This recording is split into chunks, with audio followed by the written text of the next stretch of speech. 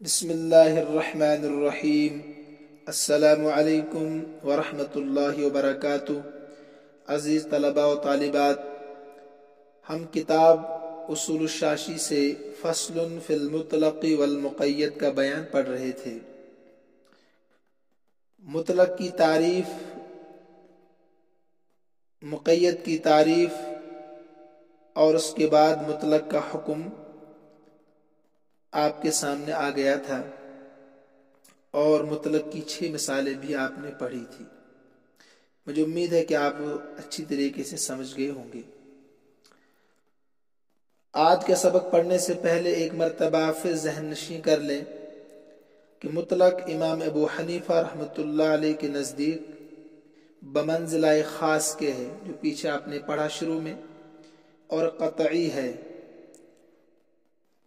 امام شافعی رحمۃ اللہ علیہ کے نزدیک مطلق حکم بمنزلہ عام کے ہے اور ظنی ہے۔ خبر واحد اور قیاس یہ دونوں ظنی ہے، امام صاحب کے نزدیک بھی اور امام شافعی رحمۃ اللہ علیہ کے نزدیک بھی۔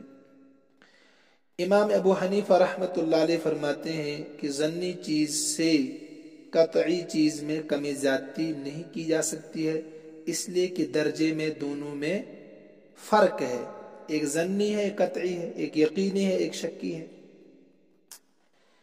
اور امام شافعی رحمۃ اللہ علیہ فرماتے ہیں کہ نہیں، خبر واحد اور قیاس کے ذریعے سے مطلق میں کمی زیادتی کر سکتے ہیں، اس لیے کہ درجے میں دونوں برابر ہے۔ تفصیل ہم نے وہیں شروع میں پڑھی تھی، مثال کے ساتھ میں نے سمجھایا تھا آپ کو وہاں۔ بہرحال اصول آپ ذہن میں رکھیں، وہاں میں نے قطعی، ظنی، خبر واحد اور قیاس پر مکمل بات کی تھی۔ تو یہ اصول آپ ذہن میں رکھیں تاکہ آج کا سبق بخوبی سمجھ میں آ جائے۔ آج کی عبارت سمجھنے سے پہلے آپ خلاصے کے طور پر سبق کو سمجھنے کی کوشش کریں۔ آج کی عبارت میں امام شافعی رحمۃ اللہ علیہ کی طرف سے امام ابو حنیفہ رحمۃ اللہ علیہ پر 2 اعتراض ہیں۔ پہلا اعتراض یہ ہے کہ قرآن کریم کی وہ آیت جو ہم نے شروع میں پڑھی تھی پہلی مثال میں، فَاغْسِلُوا وُجُوهَكُمْ وَأَيْدِيَكُمْ إِلَى الْمَرَافِقِ وَامْسَحُوا بِرُؤُوسِكُمْ، اس میں ایک جز ہے وَامْسَحُوا بِرُؤُوسِكُمْ۔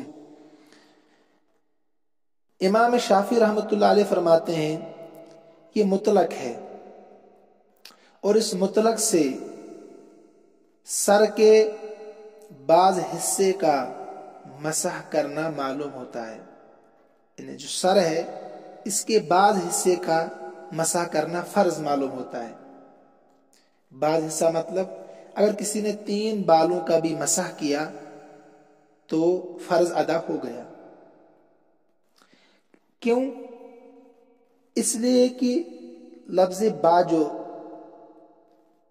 شروع میں ہے، رؤوس کے شروع میں لفظ با جو ہے، اس کے بارے میں قاعدہ سمجھیے۔ امام شافعی فرماتے ہیں جب با محل پر داخل ہوتا ہے تو اس سے محل کا بعض حصہ مراد ہوتا ہے۔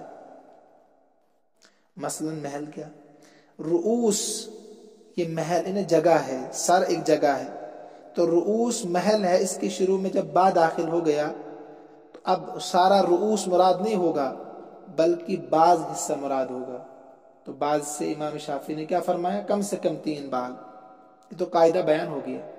تو جب با کسی چیز پر داخل ہوگا تو اب پورے کا پورا اس میں شامل نہیں ہوگا بلکہ بعض حصہ مراد ہوگا۔ یہ اصول ذہن میں رکھیے آپ۔ اور یہاں جو ہے محل وہ کیا ہے؟ رؤوس، تو لہٰذا رؤوس کا بعض حصہ فرض معلوم ہو رہا ہے۔ لیکن امام ابو حنیفہ رحمۃ اللہ علیہ سے کہہ رہے ہیں کہ تم نے حضرت مغیرہ بن شعبہ رضی اللہ تعالی عنہ کی حدیث سے مقدار ناسیہ، یعنی پیشانی کے بقدر چوتھائی سر کا مسح فرض قرار دیا۔ یعنی اس مغیرہ بن شعبہ کی روایت سے سر کے چوتھائی حصے کا مسح آپ نے فرض قرار دیا، لہذا تم نے اس مطلق کو مقید کر دیا۔ سمجھ میں آ رہا ہے؟ تم نے اس مطلق حکم کو مقید کر دیا۔ حالانکہ تمہارا ہی اصول ہے، امام ابو حنیفہ سے کہہ رہے کہ تمہارا یہ اصول ہے کہ خبر واحد کے ذریعے سے مطلق حکم میں کمی زیادتی نہیں کی جا سکتی ہے، اور مغیرہ بن شعبہ رضی اللہ تعالیٰ عنہ کی جو حدیث ہے وہ خبر واحد ہے، لہذا تم نے خود اپنے اصول کے خلاف کیا۔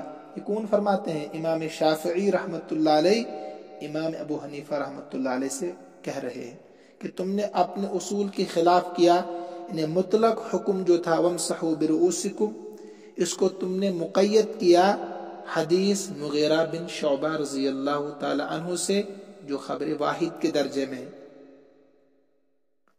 اعتراض سمجھ گئے ہوں گے آپ؟ دوسرا اعتراض کیا ہے؟ قرآن کریم میں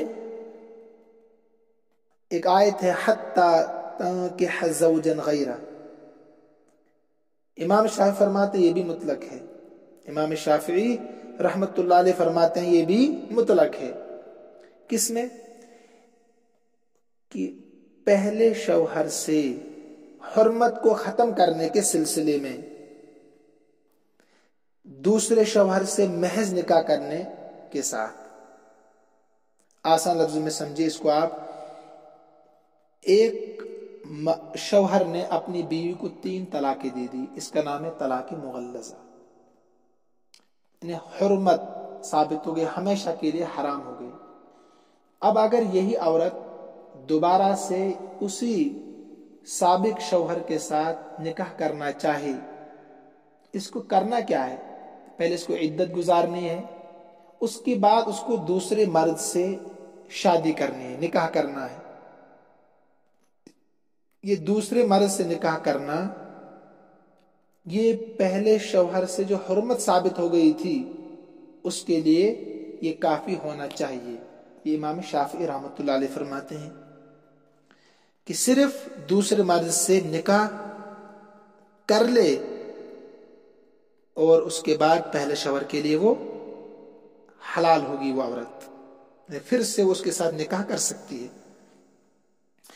لیکن تم نے امام ابو حنیفہ رحمۃ اللہ علیہ نے اس کے ساتھ ایک قید اور بڑھا دی ہے، وہ یہ ہے کہ جس دوسرے مرد سے وہ نکاح کر رہی ہے صرف نکاح کافی نہیں ہوگا بلکہ جماع بھی ضروری ہے، جماع بھی ضروری ہے۔ تو امام ابو حنیفہ رحمۃ اللہ علیہ نے گویا کی مطلق آیت جو تھی حَتَّى تَنكِحَ زَوْجًا غَيْرَهُ، اس کو کیا کر دیا؟ مقید کر دیا، کس کے ساتھ؟ جماع کے ساتھ۔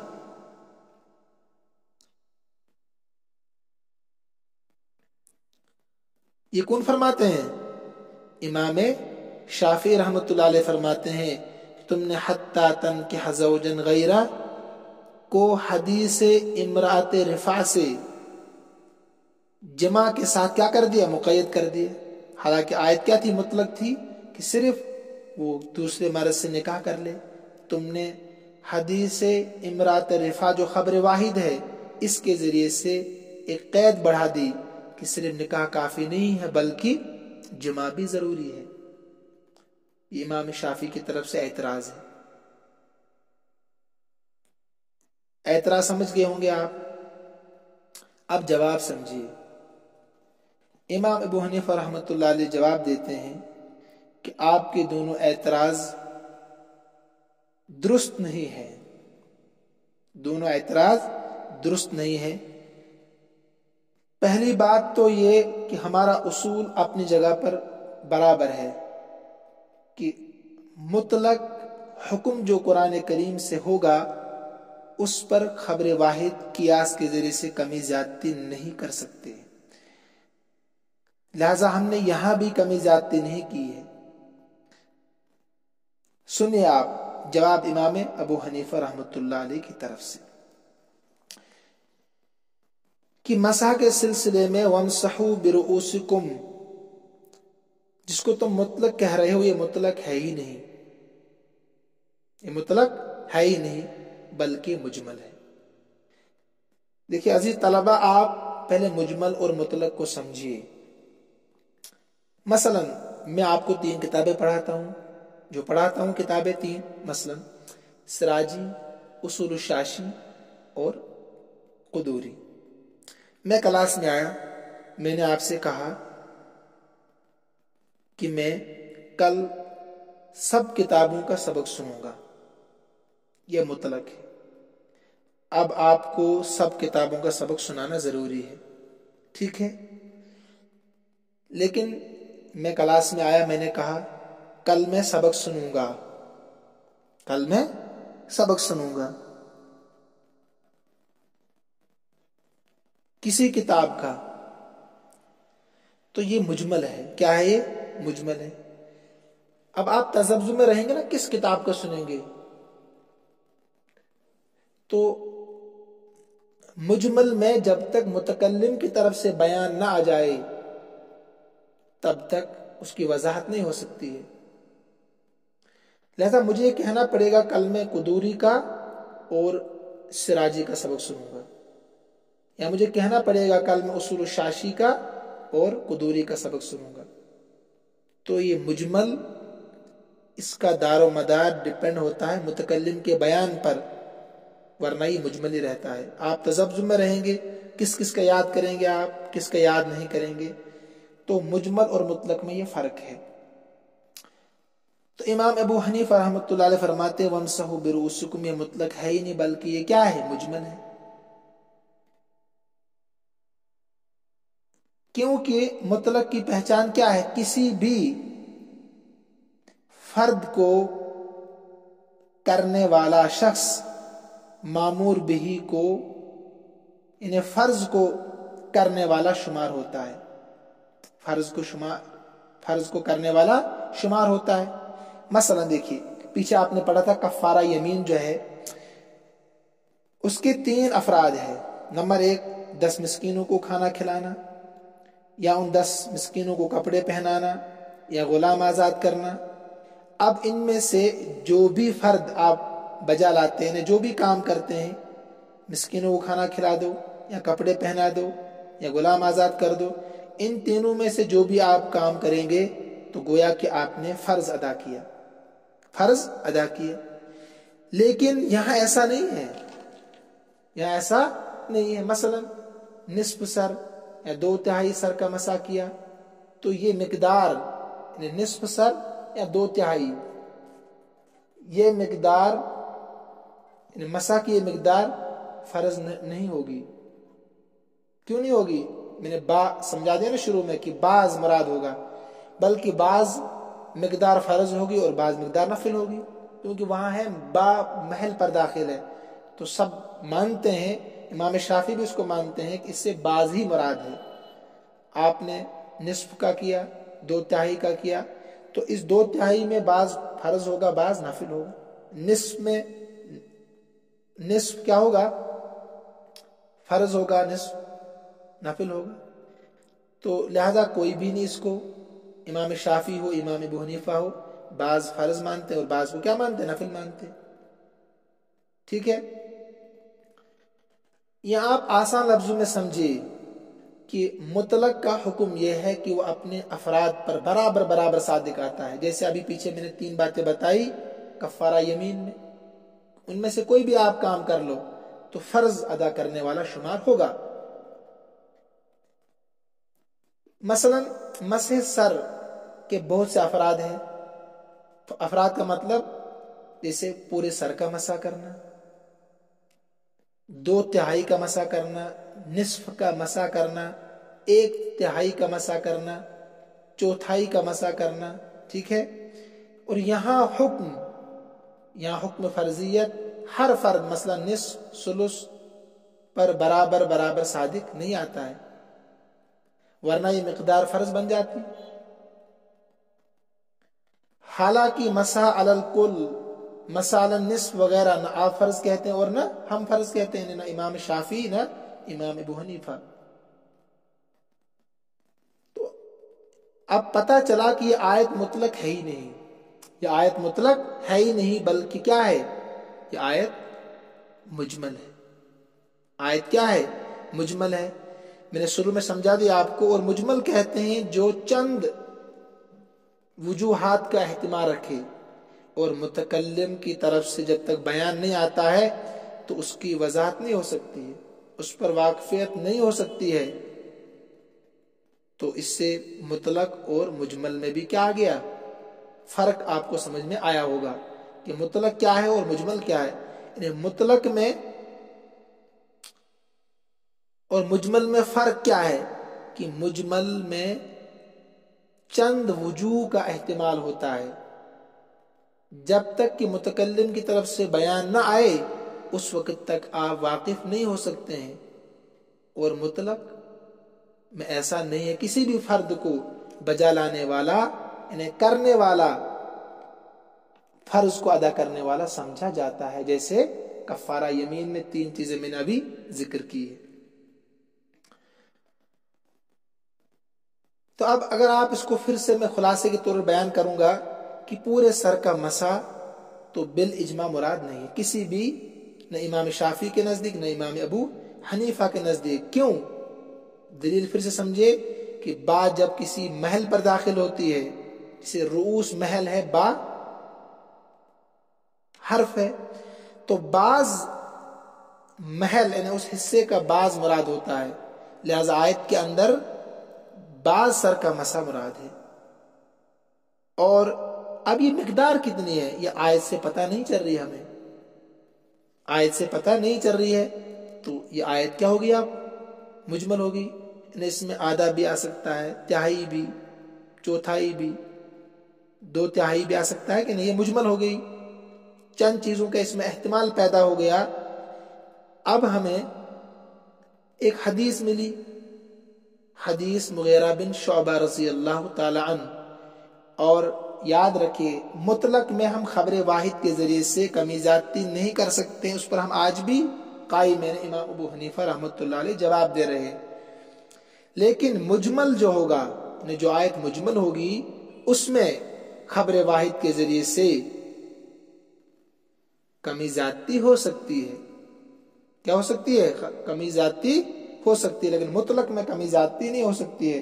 لہٰذا یہ جو ہے وَامْسَحُوا بِرُؤُوسِكُمْ، یہ مطلق نہیں ہے، یہ کیا ہے؟ مجمل ہے، اور مجمل میں کمی زیادتی ہو سکتی ہے۔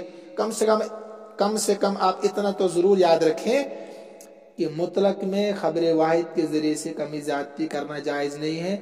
مجمل میں چونکہ چند احتمالات ہوتے ہیں، اس لیے وہاں پر خبر واحد کے ذریعے سے کمی زیادتی کر سکتے ہیں، انہیں وہ بیان بن سکتی ہے، مجمل کے لیے وضاحت کے طور پر اس کو استعمال کر سکتے ہیں۔ لہذا حدیث مغیرہ بن شعبہ کیا ہے؟ حدیث ہے ان النبی صلی اللہ علیہ وسلم اتا سباطۃ قوم فبال وتوضأ ومسح علی الناصیۃ وخفیہ، نبی کریم صلی اللہ علیہ وسلم ایک قوم کی کوڑی پر تشریف لائے۔ کوڑی کہتے ہیں جہاں گندگی ڈالی جاتی ہے، ڈسٹ بن وغیرہ جہاں ڈالے جاتے ہیں۔ آپ صلی اللہ علیہ وسلم نے پیشاب کیا، وضو کیا، اور مقدار ناسیہ پیشانی کے بقدر سر کا مسح کیا، اور موزے پر بھی مسح کیا۔ تو اس حدیث سے صاف ظاہر ہوتا ہے کہ سر کے مسح کی مقدار کتنی ہے؟ پیشانی کے بقدر ہے، ٹھیک۔ اور امام شافعی کہتے ہیں 3 بالوں پر مسح کرنا کافی ہے، فرض ادا ہوگا۔ تو اس کا جواب یہ ہے کہ 3 بالوں پر مسح کرنے والے کو عادتاً مسح کرنے والا سمجھا ہی نہیں جاتا ہے، ٹھیک ہے۔ تو بہرحال یہ تو ایک اعتراض کا جواب امام ابو حنیفہ رحمۃ اللہ علیہ کی طرف سے آ گیا۔ اگر آپ کو ساری باتیں یاد نہ رہیں، کم سے کم اتنا تو یاد رکھیں کہ یہ آیت مجمل ہے، اور مجمل آیت کے لیے خبر واحد بیان بن سکتی ہے، یہ مطلق آیت نہیں ہے۔ اور یہ بھی یاد رکھے کہ اس پر با داخل ہوا ہے، اور یہ تبعیض کو چاہتا ہے۔ جب محل پر داخل ہوتا ہے با تو اس کا بعض حصہ مراد ہوتا نہ کہ کل حصہ۔ یہ 2 چیزیں کم سے کم آپ یاد رکھیں۔ دوسرا اعتراض کیا تھا کہ حتی تنکح زوجا غیرہ سے صرف اتنا پتہ چلتا ہے کہ مطلقہ ثلاثہ دوسرے مرد سے صرف نکاح کر لے تو پہلے کے لیے حلال ہو جائے گی، لیکن تم نے جماع کی قید بڑھا دی۔ امرات رفاع رفا کی بیوی والی جو حدیث مشہور ہے اس سے تم نے جمع کی قید بڑھا دی کہ وہ بھی ضروری ہے، صرف نکاح سے وہ پہلے مرد کے لیے حلال نہیں ہوگی۔ اس کا جواب کیا ہے؟ اس کا دو جواب یہاں پر ہے، کتاب میں آپ کی اس کے دو جواب دیے گئے ہیں۔ پہلے یاد رکھیے آپ کہ بلاغت میں آپ نے پڑھا ہوگا، علم معانی میں دوسرا باب جو ہے الباب الثانی فی الذکر والحذف، دوسرا باب ذکر اور حذف کے بیان میں ہے۔ انہیں میں خلاصے کے طور پر بتا رہا ہوں کہ عبارت میں جس کلمے سے نیا معنی سمجھ میں آ رہا ہو، مخاطب کو اس سے نیا معنی معلوم ہو رہا ہو، عبارت میں اس لفظ کا ذکر کرنا اصل ہوتا ہے، اور جو خود بخود سمجھ میں آ جائے اس لفظ کا حذف کرنا اصل ہوتا ہے۔ یہ بلاغت کا قانون ہے، علم معانی میں دوسرا باب ہے۔ جس لفظ سے کوئی نیا معنی سمجھ میں آ رہا ہو اس کو ذکر کرنا چاہیے عبارت میں، اور جو معنی خود بخود سمجھ میں آ رہے ہوں اس کا حذف کرنا ضروری ہوتا ہے۔ دیکھیے اس میں دو لفظ پر آپ غور کریں۔ امام ابو حنیفہ رحمۃ اللہ علیہ نے دو جواب دیے ہیں۔ پہلا جواب تو یہ ہے کہ زوجن عربی میں کہتے ہیں اس انسان کو جس سے نکاح ہو جائے، بغیر نکاح کے زوجن کہتے ہی نہیں ہیں۔ سمجھے آپ کہ زوجن عربی میں اس انسان کو کہتے ہیں جس سے کسی عورت کا نکاح ہو جائے، ٹھیک ہے؟ تو جب نکاح کا مفہوم زوجن سے ہمیں سمجھ میں آ رہا ہے تو پھر تنکیہ کو کیا کریں گے؟ تنکیہ کس معنی میں لیں گے؟ انہیں ہر لفظ سے نیا معنی مراد لینا بہتر ہوتا ہے، جیسے میں نے ابھی بتا دیا بلاغت کا اصول۔ تو زوجن اس مرد کو کہتے ہیں جس سے کسی عورت کا نکاح ہو جائے، اس کو زوجن کہتے ہیں نا۔ تو لہذا تنکیہ سے ہمیں ایک نیا معنی مراد لینا ہوگا، تب جا کر دونوں لفظوں میں عمل ہوگا۔ تو زوجن سے ہم نے نکاح مراد لیا اور تنکیہ سے ہم نے جمع مراد لیا، لہذا آیت پر اب پورا کا پورا عمل ہوا۔ صرف نکاح ہم اسے مراد نہیں لے سکتے ہیں۔ اگر تنکیہ سے ہم نکاح مراد لیتے ہیں تو زوجن سے کیا مراد لیں گے پھر؟ آپ کو جواب سمجھ میں آ رہا کہ نہیں؟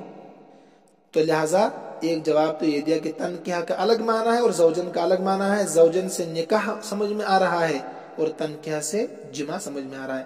تو لہذا پہلے شوہر کے ساتھ شادی کرنے کے لیے نکاح کے بعد جمع بھی ضروری ہے، تب جا کر وہ پہلے مرد کے لیے حلال ہوگی، ورنہ حلال نہیں ہوگی۔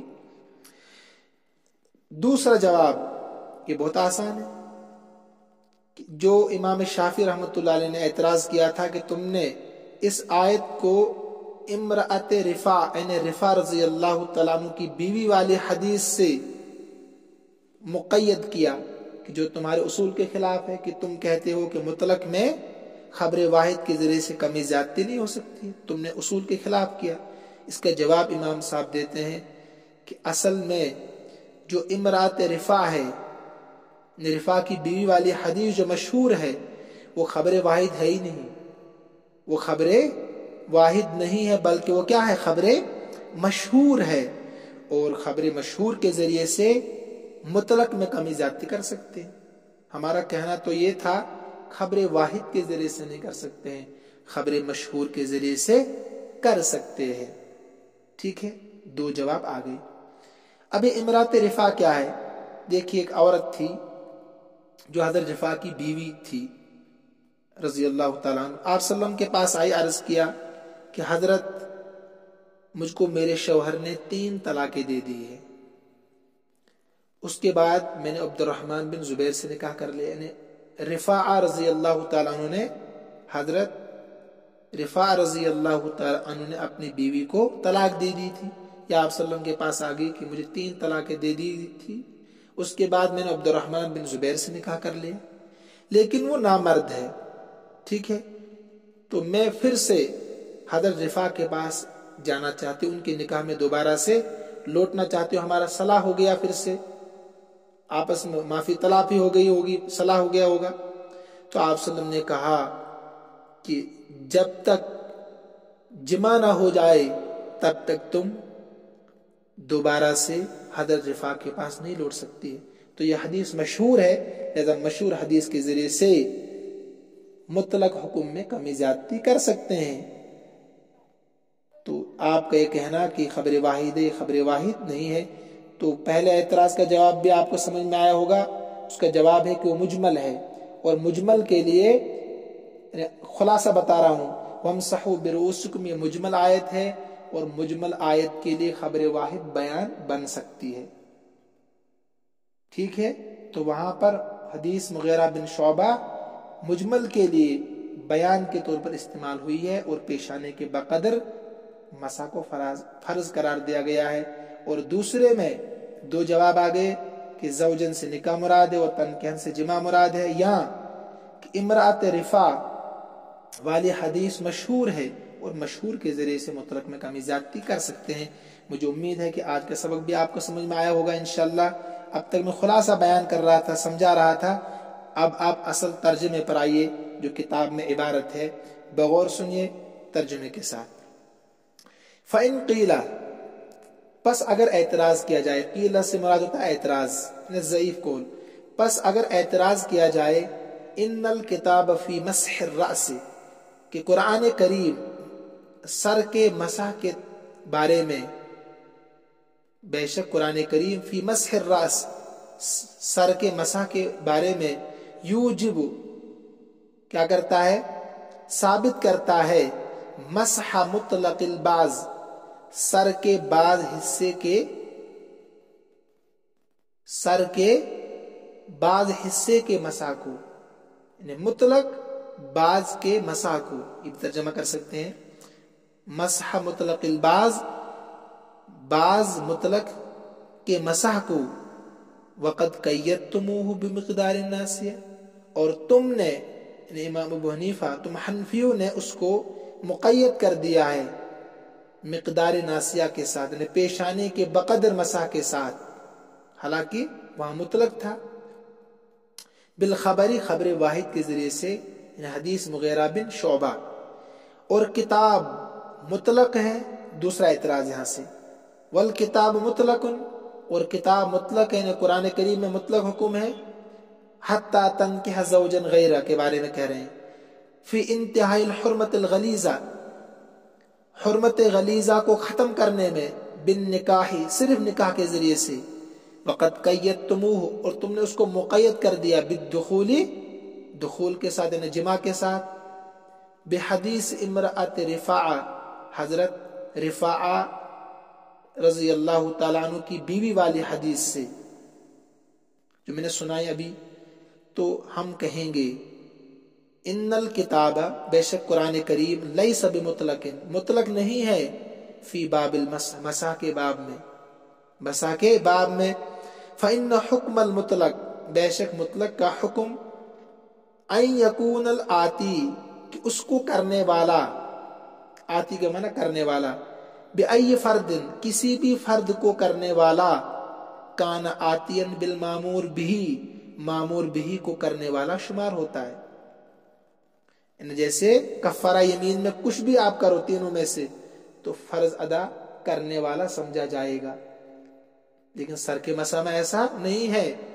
वल आती बिअय्यि बाज़िन काना हाहुना, और बजा लाने वाला, आती का तर्जमा बजा लाने वाला, करने वाला, बिअय्यि बाज़िन, किसी भी बाज हिस्से को, सर के बाज हिस्से को मसा करने वाला, काना हाहुना, यहाँ पर मसा के बाब में, लैसा बिआतिन बिल मामूर बिही, मामूर बिही को करने वाला शुमार नहीं होता है, न इमाम शाफी के नजदीक न इमाम अबू हनीफा, क्योंकि अगर तिहाई का करेगा तो इमाम शाफी कहेंगे बाज फर्ज बाज नफिल, इमाम अबू हनीफा कहेंगे बाज नफिल बाज फर्ज, इसी को कह रहे हैं यहाँ पर।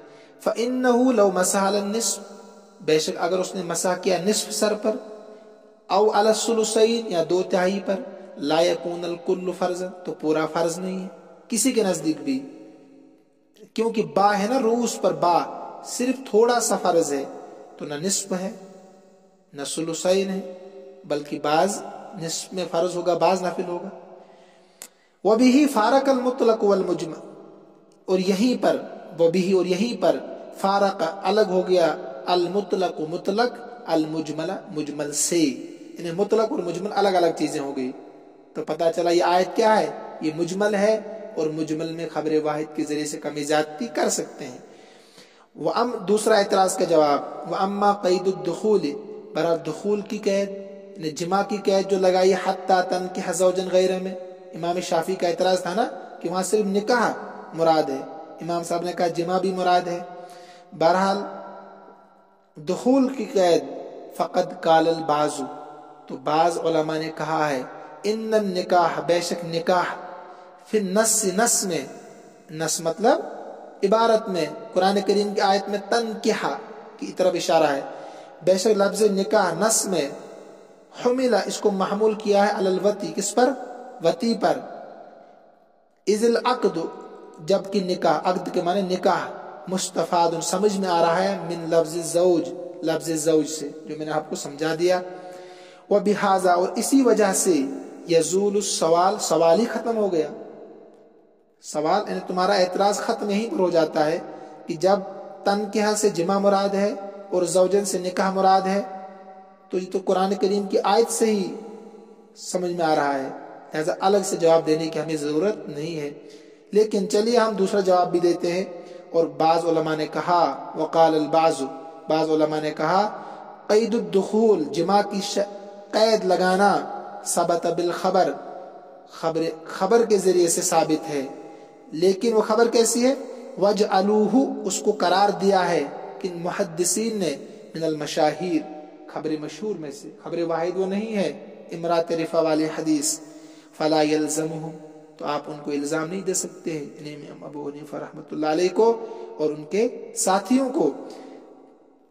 कहते हैं तक़यीदुल किताब, किताब के मुक़य्यद करने का इल्जाम उनको नहीं दे सकते आप, बेखबरिल वाहिद, खबर वाहिद के जरिए से, जैसे उन्होंने कहा था ना खबर वाहिद के जरिए से तुम कुरान करीम के मुतलक हुक्म को मुक़य्यद कर रहे हो, तो इबारत में साहिब किताब फरमाते हैं कि तुम उनको इल्जाम नहीं दे सकते हो कि ये खबर वाहिद है, बल्कि खबर मशहूर है। तो अगर आपको पूरी बहस समझ में आई हो तो नूर अला नूर, अगर ना आई तो दोनों एतराज़ों के जवाब फिर से समझिए। वमसहू बिरुऊसिकुम, आयत मुजमल है, लिहाजा मुजमल के लिए खबर वाहिद बयान बन सकती है, इन्हें वजाहत के तौर पर खबर वाहिद को हम इस्तेमाल कर सकते हैं, ठीक है। नंबर 2, हत्ता तनकिह ज़ौजन गैरह, ये मुतलक है, इसके 2 जवाब दिए हैं कि तनकिह से जिमा ही मुराद है और ज़ौजन से निकाह मुराद है, एतराज़ खत्म। या जो इमरात रिफा जिसको इमाम शाफी खबर वाहिद कह रहे हैं, इसका जवाब ये है कि वो खबर वाहिद नहीं है बल्कि खबर मशहूर है, और खबर मशहूर के ज़रिए से मुतलक में कमी ज़्यादती की जा सकती है, ये खुलासे के तौर पर है। अब चंद चीज़ें और समझिए आप।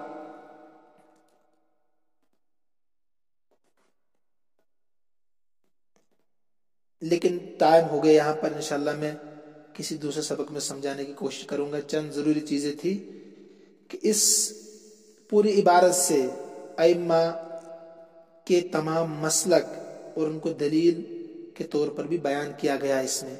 इन्हें इमाम शाफी रहमतुल्लाह अलैह के यहाँ 3 बालों का मसा करना फ़र्ज है, कम से कम 3 बाल, और इमाम अबू हनीफा रहमतुल्लाह अलैह के नज़दीक 4 सर का मसा, और इमाम मालिक रहमतुल्लाह अलैह के यहाँ पूरे सर का मसा, पूरे सर का मसा। मगर उनके यहाँ एक कौल यह है कि अगर अक्सर का किया तो फ़र्ज तब भी अदा हो जाएगा।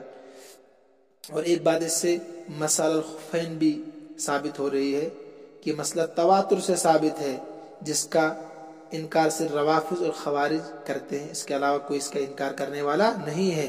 इन्हें मसाल खुफैन का सबूत खबर मशहूर से है, और इससे किताबुल्लाह पर ज़्यादती क्या है, जायज़ है। लिहाजा आज का सबक भी आप गौर से सुने, बार बार सुनने की कोशिश करें। मुझे उम्मीद है कि सबक समझ में आ रहा होगा। जो कोशिश करेंगे मन जद्दा वजदा, और जो सुनेंगे नहीं, सुस्ती करेंगे, काहिली करेंगे, तो उनके लिए तो बराबर है, चाहे किसी भी तरह से पढ़ाओ, उनके लिए सब बराबर है। अल्लाह रब्बुल इज़्ज़त हम सब का हामी व नासिर हो। अल्लाह रब्बुल इज़्ज़त हम सबको अपने अमन व अमान में रखे, अपने हिफाजत में रखे। हाज़ा मिन इंदी वल्लाहु आलम व अहकम व अतम व मा तौफीकी इल्ला बिल्लाह अलैहि तवक्कलतु व इलैहि उनीब। अस्सलामु अलैकुम व रहमतुल्लाह।